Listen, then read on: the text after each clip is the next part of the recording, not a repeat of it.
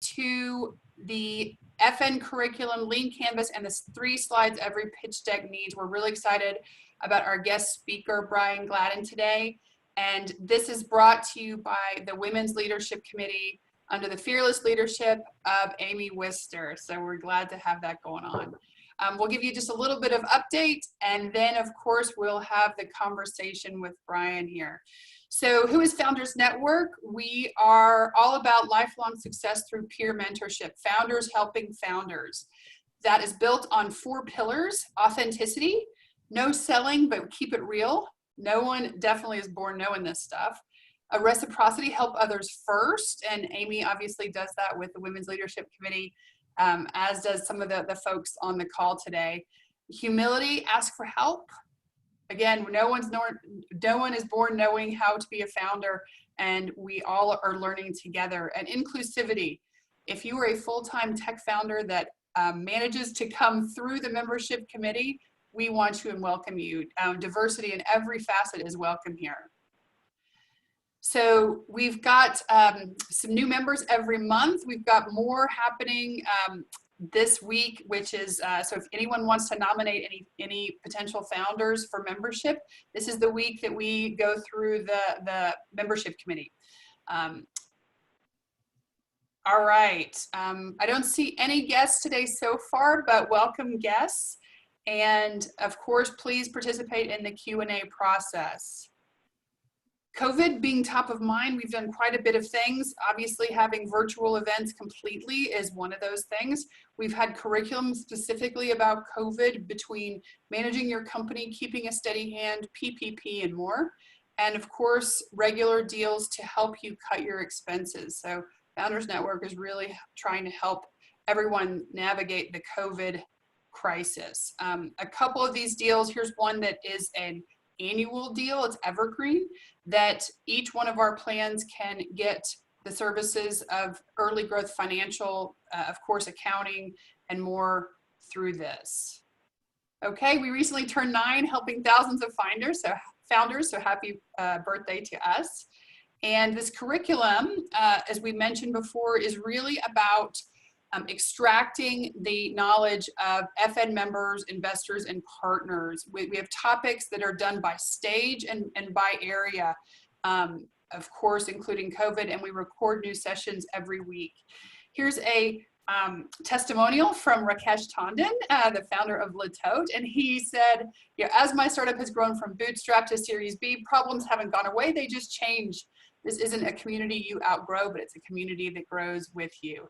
Here's some of the items on our curriculum. You can see they're done by, as I mentioned, stage and topic. So team, product, funding, growth, leadership, legal, and more. We record these, and they're also on the Founders Network site for Founders Network members to access at any time. Here's some of the recordings that we've had: sales, managing COVID, the CARES Act and PPP, and managing boom to bust and back again, how to really navigate cycles as they are happening right now. So I'll let Amy take over from here. If you all have not met Amy Wister, she is our fearless leader of the Women's Leadership Committee, really helping champion women and their trajectory as founders. Amy. Thank you, Hillary. We're so excited to have Brian here today. I had the pleasure of sitting in on Brian's Entrepreneurial Toolkit series at the Carlson Center for Innovation and Entrepreneurship at Sacramento, California State University, Sacramento. It's a series that goes deep into lean canvas and pitch decks and your financials and hearing the real truths from VCs and angel investors. It's a wonderful series. Brian is clearly an expert in this field, and we're thrilled to have him and host him as the leader of the Women's Leadership Committee. And so Brian, take it away. All right, thank you, Amy. Thanks for having me, and hopefully you guys can hear me fine online. I'm going to share my screen and we will get moving here. One just quick comment about housekeeping. hopefully you all know by Zoom about Zoom, but up in the upper, I think it's right-hand corner, you can modify it so you can adjust the speaker and deck presentation views. So feel free to adjust that. Okay. Thank you, Hillary. All right, so very happy to be here and with talking with Amy and Hillary over the past few weeks and Paul, and love helping entrepreneurs get going. And some of the tools we're going to talk about today are really those leading tools, and that's a big part of what I talk about and consult on, is those proven methods and tools that entrepreneurs or executives can use depending on where you're at in your journey of starting a business or running one. So today we're going to talk about the lean canvas and pitch deck and how the two work together, specifically those 3 key slides that you definitely want to have. All right, so one of the biggest reasons that we're talking about the lean canvas and the pitch deck is all around the need. As you entrepreneurs know, and hopefully you've dug into this pretty in depth, if you don't have a need, you're probably going to fail. So the number one reason that most startups fail is because they're creating something without any market need. It's like, great, you can make something, but just because you can make it and you love it doesn't mean anyone else, or there's enough people out there to make it a profitable business. So that's a reason to look at something like the Lean Canvas, the proven tool to help you document and validate. Is there enough market need here? How can I confirm that? And then the last one on this list, number 7, a product without a business model. So that really is the Lean Canvas, is your business model. And the business model is how you create, deliver, and capture value. So making sure there's a need out there, then how do we capture it and document it so that we know we haven't missed anything. That's really what the Lean Canvas is all about. If you're not familiar with it, it really is a 1-page document that tells your story of your idea, your problem, your customer segments, and everything else. It also helps you populate your investor pitch deck, and concisely and powerfully. And this is what Amy talked about, that we lead a series at the Sac State Carlson Center right now, 5 weeks on, how to go through the Lean Canvas, every element at a time, and use that to populate your pitch deck. And that's key. So everybody's like, well, I got to get a pitch deck together, and you're obviously trying to reiterate that, and every investor is slightly different, but there's the canned pitch decks that have been out there for years and decades, and they're all pretty similar. But how do you make sure you're getting all that information in there to tell the story that's seamless, that has a good flow to it, and you're not missing something? Well, using the Lean Canvas, which is the leading tool for entrepreneurs, is a great way to make sure you've got the data in there. It also creates a shared language, so that 1-page document that has been proven is now a shared language. People that know the Lean Canvas understand it, the elements in there, investors understand, so when you use that to populate your deck, they get the language you're speaking. And the last one is really a key thing. So the business model, not your thing you've created, is your true product. Just because you make something, a technology app, a physical product, a service, that is just the thing that somebody is purchasing, but you're not delivering or capturing value unless you have a business model from start to finish. Your channels, your segments, the problem, metrics, relationships, all these things, and profitably. So this is what the Lean Canvas is going to talk about. So let's get into it. This is the Lean Canvas if you haven't seen it, and I will send an editable version of this. You can Google them, and there's lots of different variations out there, colors and stuff, but they're all the same elements. There's 9 boxes, and it all starts with the problem and the customer. So the far left and the far right. So, and it depends on how you like to tell the story, the chicken or the egg, what come first, the customer or the problem. So here, your problem, and you really talk about listing your top 3 problems. You might have a whole plethora of problems for whatever customer base, but just list your top 3. And over here is your customer segment, and who is it you're targeting. So that really is a story. My customer has this problem, or this problem exists for this customer base, and tell the story how you like. Then you move to your unique value prop. What is that thing that you've created, product, service, experience, that is hopefully going to solve that problem, right? And literally, it's not all, and this is where people can get confused.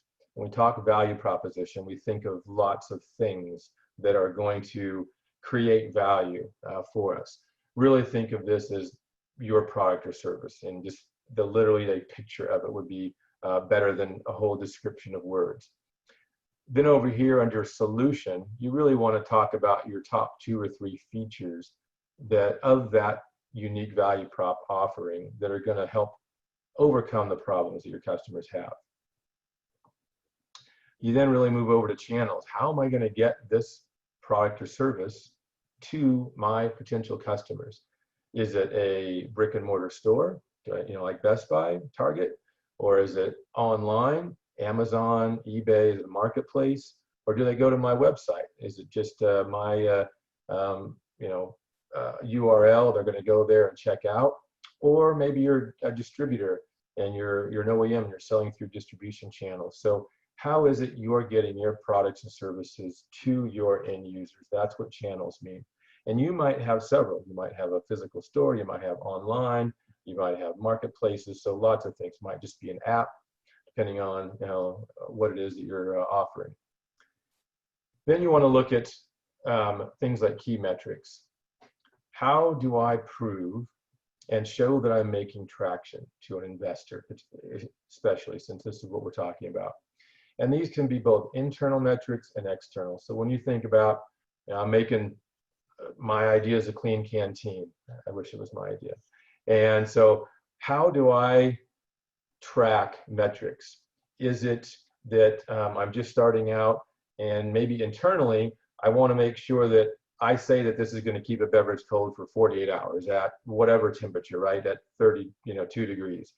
How do I prove that? So what are the metrics internally that I'm looking at? Okay, 95% of my test canteens have held that metric. Whatever those specs are that you're looking at internally for efficiency, to prove that your ROI, to prove that your product does something. And then look externally to the customer, which is even more important. Driving people to your website. We're going to look at visitors to my website because they think that this canteen is something they can't live without. So we're hoping we get 100 clicks a day. Okay, then how many came back the next day? How many actually wanted to check out and put it in their basket? So what are those metrics that you're looking at to prove that, one, the idea is interesting enough to drive people to your site, two, it's interesting enough to have them come back and maybe want to buy it, what's that ratio? And then internally you can actually sell something that meets their needs. So think about those metrics. And then it's cost and revenue, which we all get. What are my costs? Do I have to build a physical plant, raw materials, legal, sales and marketing, salaries, and revenue streams? Is it a percentage, and we're going to talk about Uber in a minute, of every drive I get 25% of the fare, or so commissions and fees like that? Or is it a licensing? Maybe you create a patent and you're licensing your patent to somebody. Or is it just direct sales and you've got your profit margin built in? How are you getting revenue from your goods? And there's a many different factors there and ways to do that. You might have 2 or 3 different ways. The last one is your unfair advantage. What is that thing that you have that no one else has that helps create a barrier to entry, right? The longer the barrier to entry, the less competition you've got. So is it a patent? Is it 30 years in retail in a specific niche that you just overnight someone doesn't have that knowledge, right? Connections, relationships. Maybe you have contracts, sole source supply contracts, raw materials. That's a big deal. So an investor wants to understand, is it just a cool idea, but tomorrow someone else could have the same cool idea and enter? Or do you have something really unique? What's your unfair advantage that no one else has? That's usually what you want to end your deck with, besides the ask slide. We're also going to talk about early adopters and competition as we move through this. Everybody wants to know who your competitors are, and existing alternatives exist in any industry. Even if you're a new startup and you say, well, gee, I don't have any competition. This is, Uber example again. There's nothing out there like it. Well, what are alternatives? What are adjacent markets? The taxi, transit, bus, rail, have my own car, right? Those are alternatives. The more you show that you know your market and potential alternatives, the more the investor obviously is going to say, okay, this person knows what the heck they're doing. And 2, early adopters. And here you want to really list characteristics or attributes, behaviors potentially of those early people who you think are going to buy your product or service. Is it geographical, where your focus is, and these people in this area have this problem? Is it this type of age group, millennials, tech-savvy people? Is it an elderly? You know, who is it you're going after, and why do you think they would buy it? This kind of color-coded here chart of the lean canvas, so it's the same elements, but what I wanted just to depict here for you guys, whoops, wrong way, is on the right-hand side, this is the most important. This is all about your customers, the market, right? We talk about the segment, how we get to them, who the early adopters are, how you make money from them, you know, what that unique and fair advantage is. So everything on the right-hand side is about the customer and the market. Everything on the left-hand side is really about you internally, your operations, right? Metrics, the solution, you know, features, my cost, competitors, the problem, really about what you're making and how you're making it, all internally. So make sure you understand both sides of it, and obviously right in the middle is your solution, and that bridges the gap. So let's take a example here, look at an example. And I mentioned Uber, so let's talk about Uber. Hey, Brian. So, yes, ma'am. It's Amy. Before we get straight to Uber, if you don't mind, I was going to share my experience building this. Okay, because you're so wonderful in the workshop series at the Carlson Center, reminding us that my co-founder and I have iterated on this now 4 times, and we've only been at it for 2 weeks. So you remind us in the workshop regularly that when we first attempt to do this, we write a lot of words that actually aren't necessary, or they're words that no one else is going to understand. They really are that specific to our whatever it is that we're building. So I love this Uber example because it really showcases what was close to their last iteration, I presume, because it does take a while to narrow it down. Yeah, and no, thank you. We're at good time, so any other comments or questions, but you're spot on. And so I can pull up one of the other lean canvases with lots of writing on it. So you as an entrepreneur, as Amy said, you're going to go through many iterations. You're probably going to have a lean canvas. It's going to be all words, and you're going to have way too many words. You're going to have 20 value props, and you're going to have all sorts of problems, and it's going to be just, you know, really hard to read. It's going to be so much data. And then you're going to say, okay, let's pare this down. Let's try and, you know, some of these things kind of go together, high level. And the goal here is not to list everything that you have as a feature and problem and all this stuff, but keep it as an executive summary is really the way you want to think about this. And then you have backup slides and other presentations that really get into the minutia, right? Your technology, the segments, and, you know, how many people this, and the growth and all that. So you're Amy's spot on. And my goal for you and anyone doing this is to go from a lot of words to a little bit less words and to just a very few words, and then turn it into pictures. And the pictures is really the key, because this, as we all know, picture says, you know, speaks 1,000 words. So your picture versus, you know, saying what a value prop is or the customer problem is, if you can show a picture of it, then immediately you kind of feel that emotion. Oh, that's a pain, you know, like versus me having to describe the pain. So Amy, awesome. Any other comments you want to list about what you guys have gone through? Can you hear me, Amy? Yeah, I can hear you. If you're on the call and you're having thoughts about this or questions about it, just add it to the chat, and we'll unmute and continue the dialogue. Cool. Yeah, please jump in. Great comment. So don't feel that it's going to be overwhelming and daunting. You just got to get your thoughts on paper, and then you'll start to streamline them And the simpler you make the lean canvas after several versions, the easier it is for you to tell your story to the investors. We know whatever it is that we're making, right, as entrepreneurs, and we get many times wrapped up in minutia. And as many of you probably already know, the investor could care less about the minutia. It's like, tell me the problem, who it's for, what's the market size, why you, and then really the team, right? That's what they want to hear. They don't want to hear that, oh man, I'm a tech geek, and here's all my features of APIs and how we integrate, and this back end and this front end and this GUI, and you're like, the investor could care less. You've lost them. And a lot of times, especially here in California, we build stuff, Silicon Valley and tech capital of the world, because we can. And a lot of you are probably technologists, and you have a SaaS offering or an app or something technology based, which is fine. And you built it because maybe you can. You have that knowledge. But just know that it's not about the technology. That's an enabler to solve your problem, but it's about the problem, right, that somebody has and who that is. And is there a big enough market to sell it besides to you and your mom and dad and your brother? So nobody cares about the thing. They care about the problem and the size of it.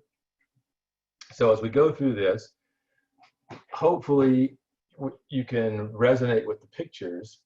And as we list, when we do PowerPoints especially, many of us, especially me, I have a hard time dumbing things down. I get too much content sometimes. So you have too many words, and as we know in PowerPoints, okay, less words. You don't want people reading the slides word for word with you. You want to just have some high-level bullets so you can talk through the story, and they're looking at you, not the words on the slides. Well, same thing with the lean canvas. So if you were going to go through this with someone, you wouldn't want a whole bunch of words that they're sitting there trying to read.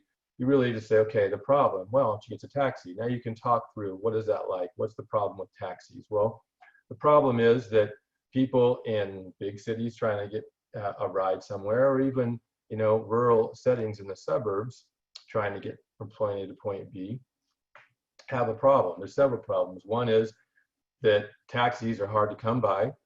You have to stand around and wait for them, and you're sitting there trying to hail them. This is the typical how we've done it for decades and decades, and many times you can't find one. And if you do find one, they're dirty, old, run down, poor quality and conditions.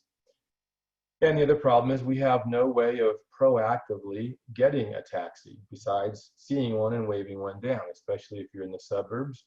We have no way to track where they're coming from, how long they're going to get to us. So if you don't physically see one, you're kind of out of luck.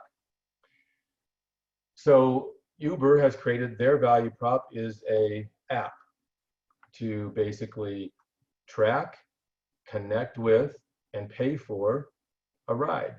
And we've obviously all probably done Uber or Lyft at one point, so you understand the idea. So here, all I've done is shown a picture of the Uber app, right, and Uber icon. You don't have to list all these value props, which is really a layer below what we're talking about now. Just show the picture. Here's my thing. And then here in the solution area, I've talked about the three main important features.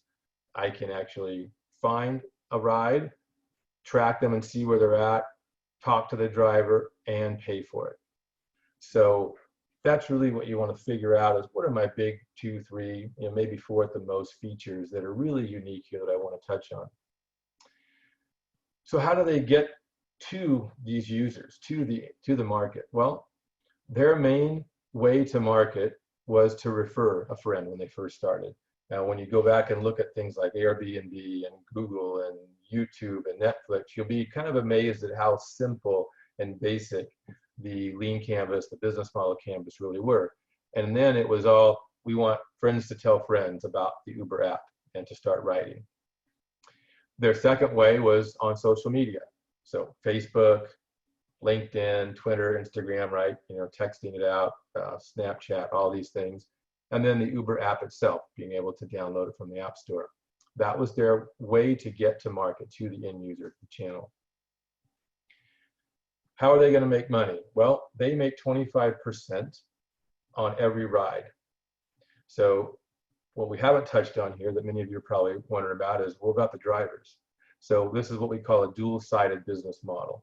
And I haven't complicated this slide with all of the driver side yet, but what you would do technically is then add all the driver components to this, or have a separate lean canvas for just the driver side. But just from customers, from riders, we're going to make 25% as Uber as a company for every person riding.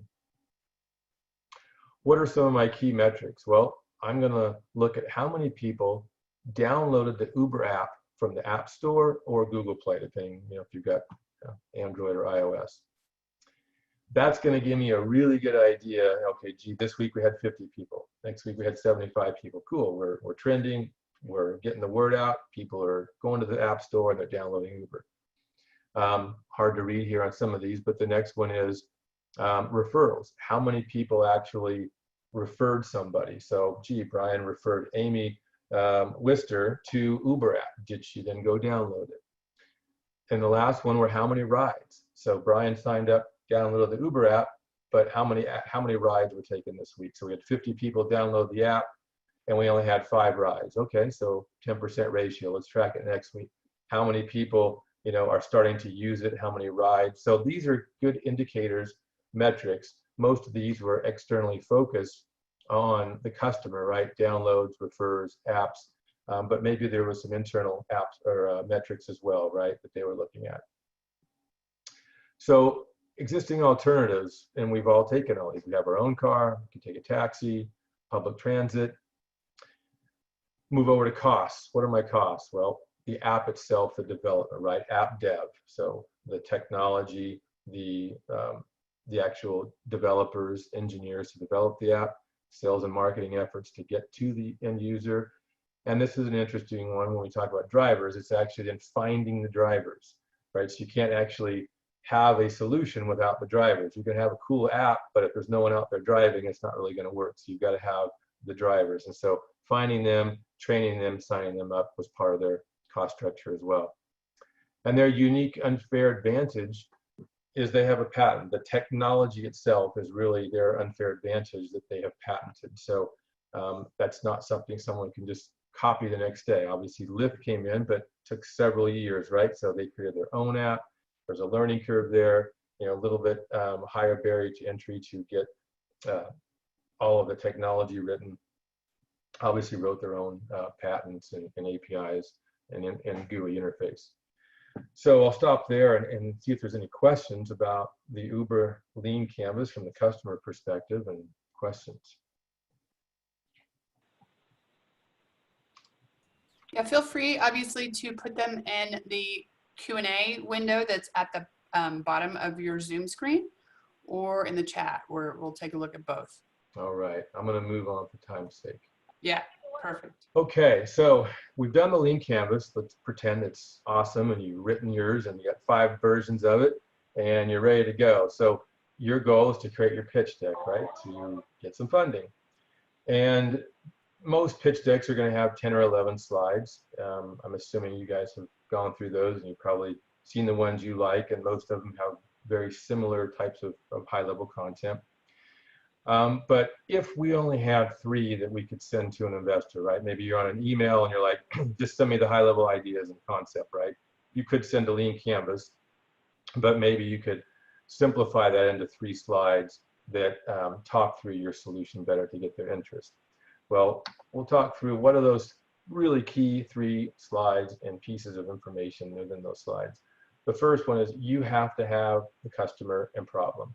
Nothing exists without the customer and problem. Just because you created the coolest app ever because you have the knowledge to do so doesn't mean you have anything worth of value. It means you have, and this is one of my favorite sayings. I don't know if I've created this or not. Maybe I have to look if I can copyright this, but innovation is a leap in value for the customer.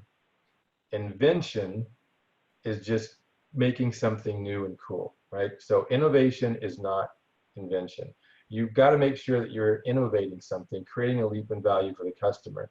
So often, especially now with technology, people invent stuff. But just because you invent it doesn't mean anybody wants it or there's value to it. So make sure that there's a problem you're solving, and you could say /need. or want, right? So a need and a want and a problem are slightly different, but there has to be that want, need, or problem that exists in the marketplace. And you have to have a nice, decent enough size of customers to make it worthwhile. So if we look at Uber still as the example, who are their customer segments? Well, we took this right from the Lean Canvas. People in urban settings needing a ride right downtown. How about us that live in the suburbs, which we know there's no taxis in most suburb cities and anywhere in America. They're just non-existent. And this one was the dual-sided model. We also have the drivers looking to make extra money, right? So I put that in here because that was a key thing. So now you've got people in cities, people rural, and drivers looking to make money. That's their customer segments.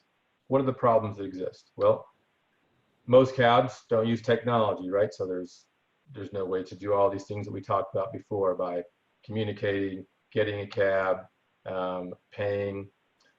Most of the taxis have poor quality service. You might find a really high-end cab that's just an individual person, but usually, all the yellow cabs and everybody else are very old, very dirty, they're worn down, they don't take care of, they smell.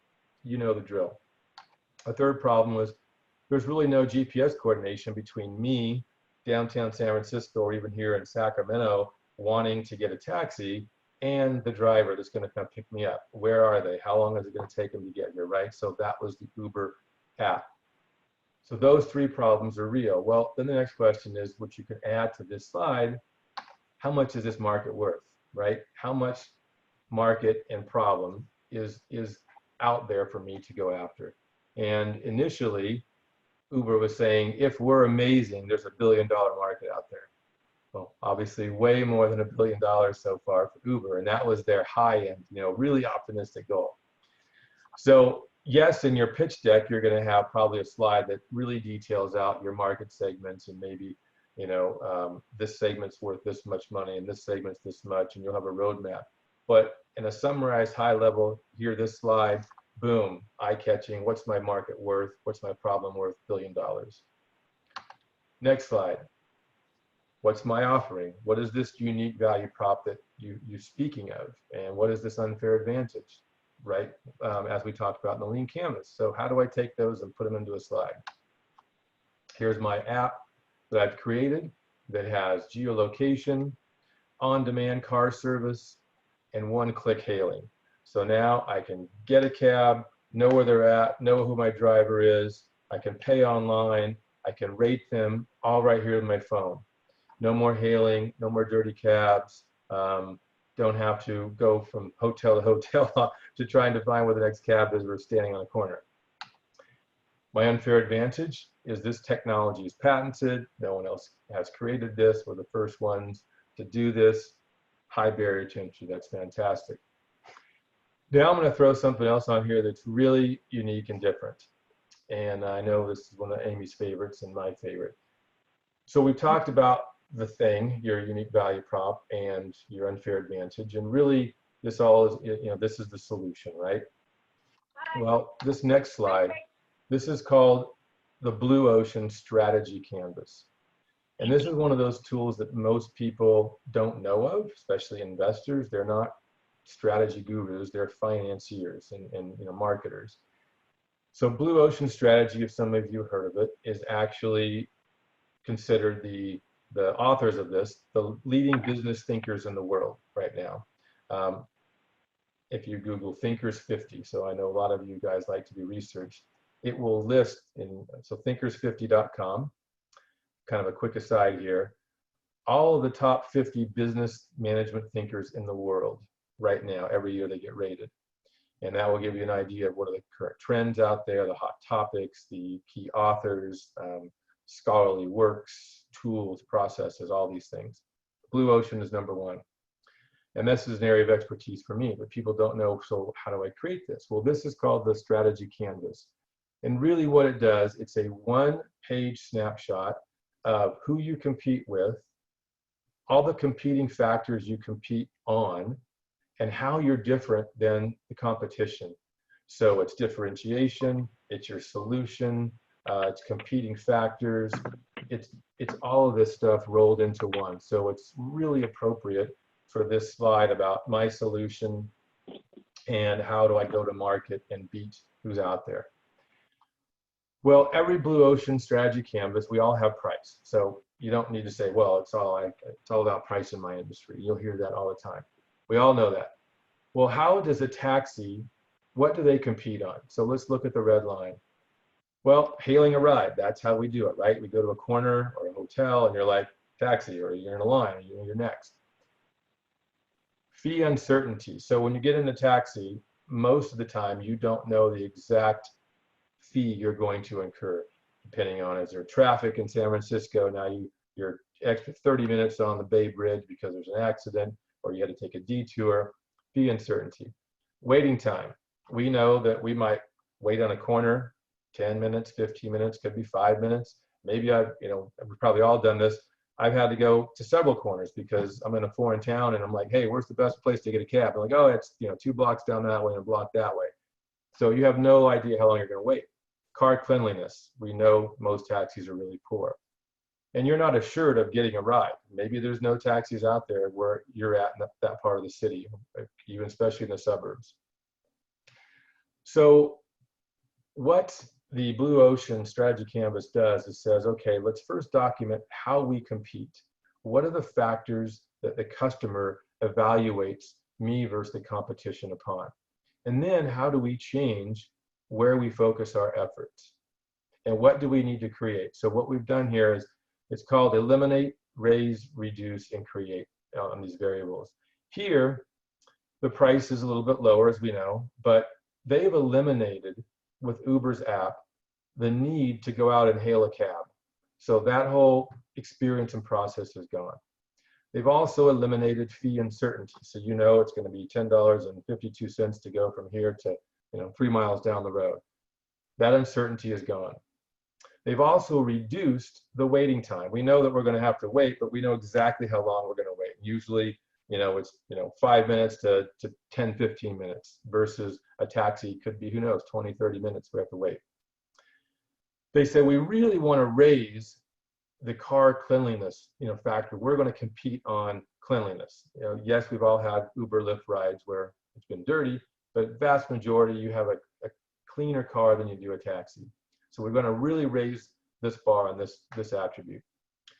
We also want to raise the assurance of a ride. So we know when we have an Uber app and we click on it that 99.9% of the time an Uber driver is going to show up.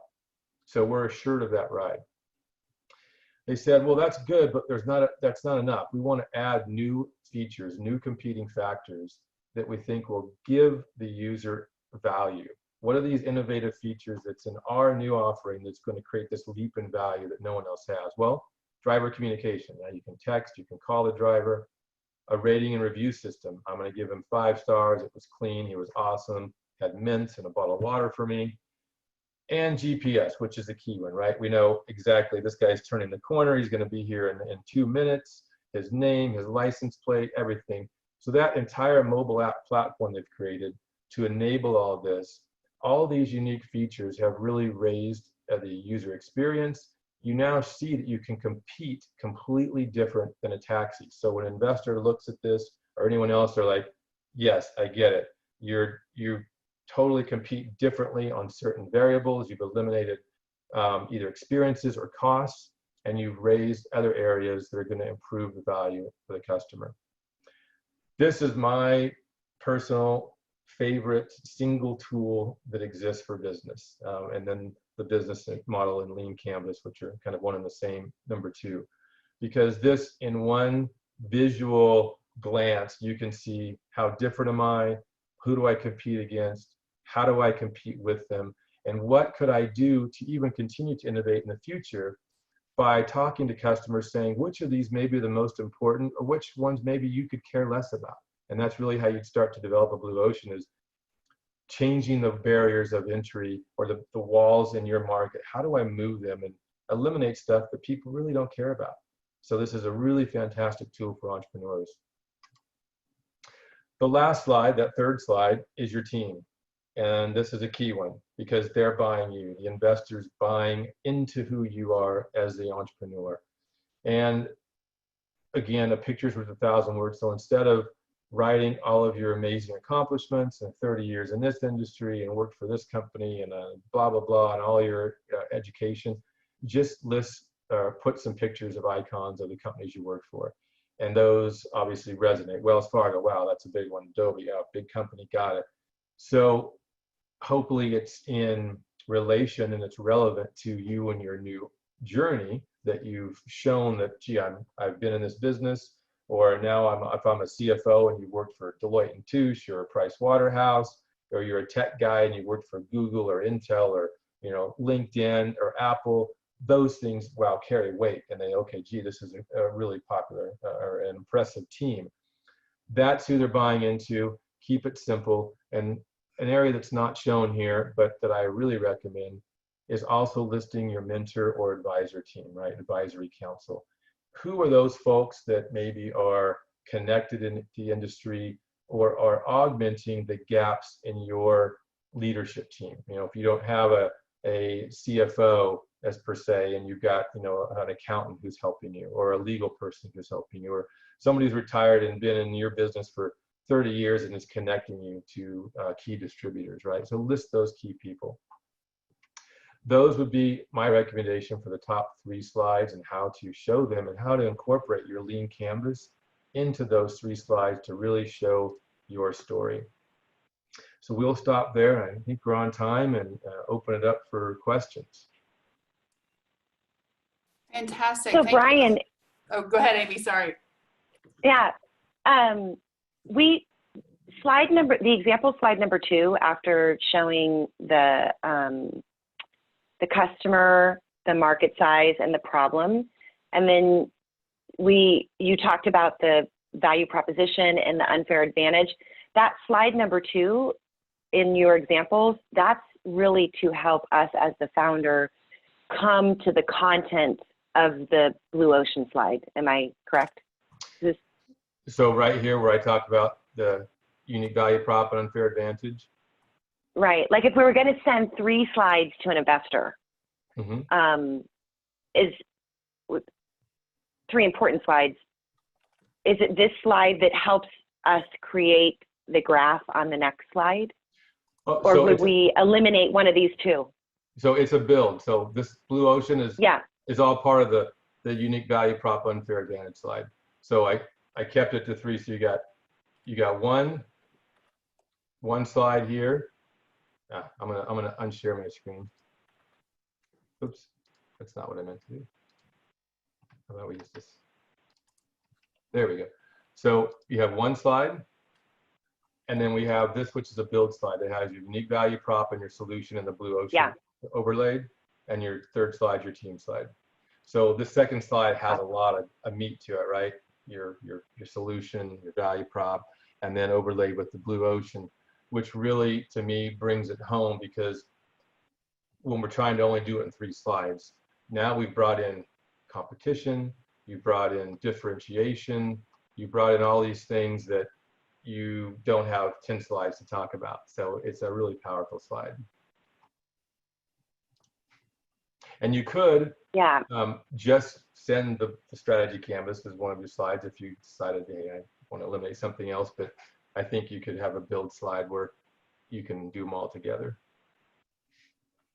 This is fantastic. And do I see, by chance, do I see on your screen the Cirque du Soleil one? Is that the last one? Yes, I know you love this one. You know, that's another one of mine that I'm like, oh my God. Yeah, I'm gonna bring it up, because this will help, I think, a lot of you understand the Blue Ocean Strategy Canvas. And I'll go through it quick because there's other questions. So really here, what we've done, and as you go through your journey, understanding who you compete with and all these things, on the bottom, we're listing always those competing factors that are in our market that are important. And over here on the left-hand side is the offering level. You know, do I focus on this, or do I not focus on this, right? How much focus do I give it? So we all have either seen or know of Cirque du Soleil, right? So you understand that concept. So who did they compete with? Really, they competed with Ringling Brothers and then small regional circuses. And we've all been to circuses, with kids or adults. So, you know, animal shows, right? That's a huge competing factor for most circuses. Next, aisle concessions, right? You have popcorn, peanuts, all these things, as well as star performers, your lead guy, things like that. I can't remember what you call the ringleader. You also have multiple show venues, right? You got the clowns here and the animals here and the acrobats over here, so you're always looking at different places. It's all about fun and humor. That's cool. Thrills, danger, yes. But it's not a unique venue, right? It's a pop-up tent. You just have it inside different venues. So Cirque du Soleil said, how do we eliminate some of these things? One, to eliminate costs. And this is a key thing with Blue Ocean, and I know we don't have a lot of time to get into Blue Ocean. I'd love to talk to you guys one-on-one about it. But it's all about how do we eliminate certain costs so that we can create other ones and change the value curve and create different value. Because if you have all the same factors and just add new stuff, you're going to have cost plus X, and your profit margin is going to be tiny. So they said, what can we do to eliminate costs? Well, let's get rid of the whole ringleader. We don't need a star performer. Let's get rid of animals. That's the #1 cost for circuses: feeding, transport, care, all these things, right? Get rid of it. Get rid of the aisle concessions, get rid of the multiple show venues. Still have fun, humor, thrill, and danger, but let's increase and raise that whole unique venue aspect, right?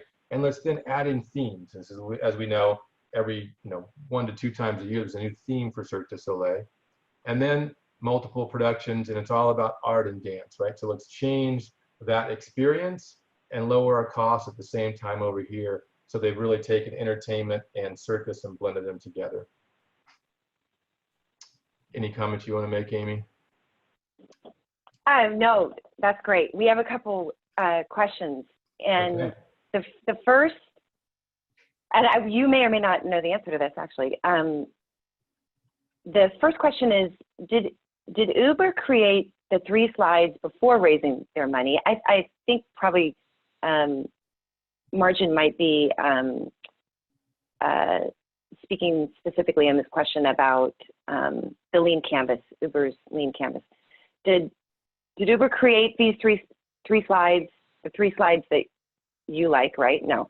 Okay, No. So before raising the money, or were these slides made, Uber's canvas was made after they made it big? Like, is it? Yeah, I made these. So many words, Amy. No, I got it. Yeah. It. So I actually made these slides of Uber. So these are not Uber slides.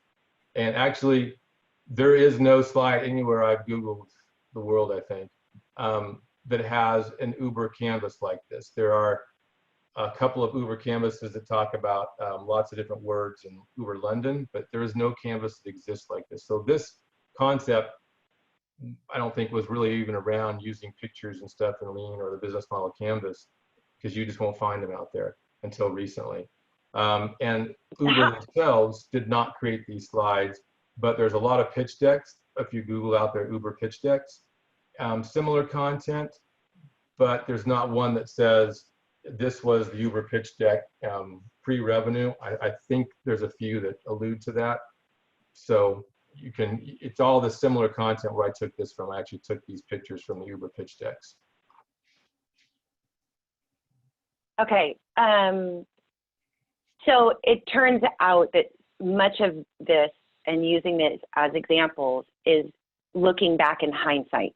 Is that fair to say? That's correct. But you can go, okay, so go Google the Uber pitch deck, and the content, the 10 or 11 slides, like the Guy Kawasaki slides that we've all seen, that Uber pitch stuff is there, but they did not condense it into 3 slides like I've done. Got it. Okay. And then that leads actually to another great question, which is about the Cirque du Soleil example. The thought process is, it doesn't seem obvious pre-Cirque du Soleil that their strengths were important to customers. We know that now, but how do you convince investors these new features are customers' actual needs or desires? Yeah, good question. And so this is where you've got to validate everything, just like Uber did, or Cirque du Soleil, or anything else. A lot of the concept here, you might think, well, we sat around a room and brainstormed and think these are important. That's cool, but it doesn't matter.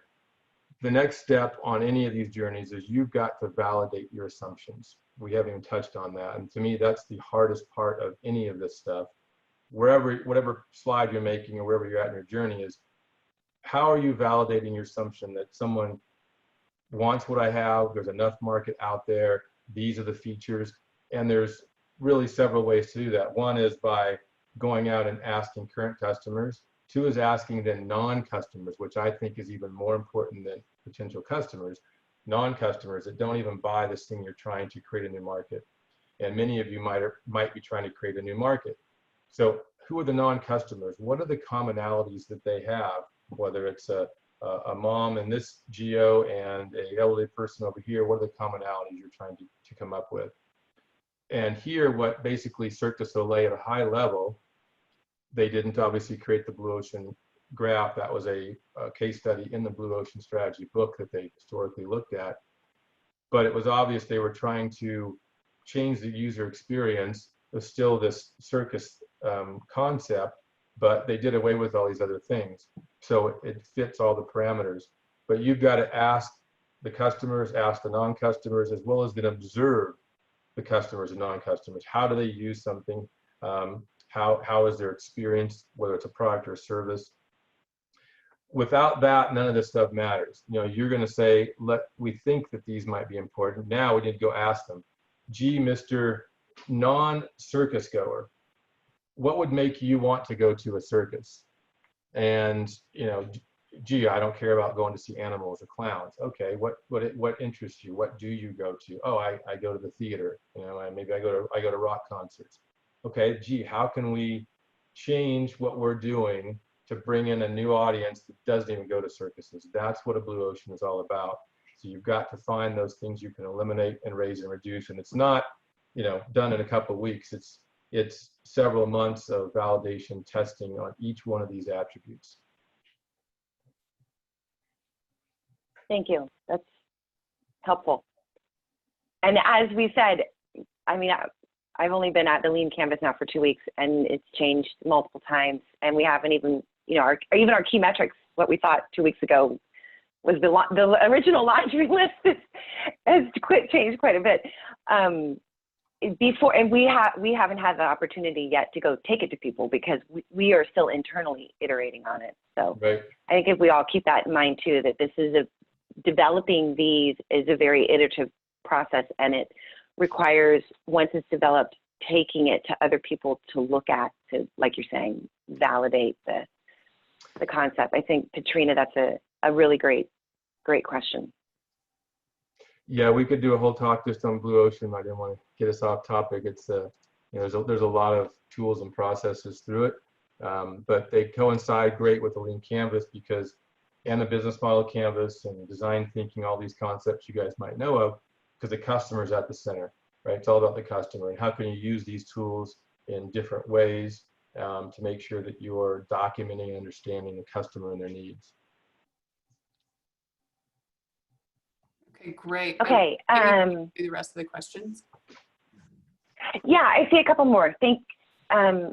So just an observation that safety doesn't show up either as a problem with taxis or the problems that Uber is experiencing now. Oh, interesting. And then Elsa, excuse me, for the strategy canvas, would you put all of your major competitors or just one or two? Great question. So on the strategy canvas, you only want to list at most 2 competitors and yourself. So 3 lines, because when you get data shows more than 3 lines, people just kind of like, oh my God, I can't even read it, right? So 2 competitors at the most, and then yourself. And what is key to think, and this is, I love doing these when I talk to different groups and do Blue Ocean, you know, kind of education. Don't just think about your region like, okay, gee, mom and pop company down the street is my main competitor. Well, who does what you do, but maybe on a global scale? So I'm a consultant, management consulting. But what if Accenture started doing this? They are a major, they're the biggest consulting firm in the world. So I would list Accenture myself, but they don't do Blue Ocean strategy consulting, you know, Lean Canvas, they don't do that, but they do consulting. So who, you know, if Google came in and did what you're doing tomorrow because they do technology or app development or something, right? Think about those sort of folks that do it. Maybe they don't do your niche, but how do they compete with you or not? And if it's just your small regional person, that's great too.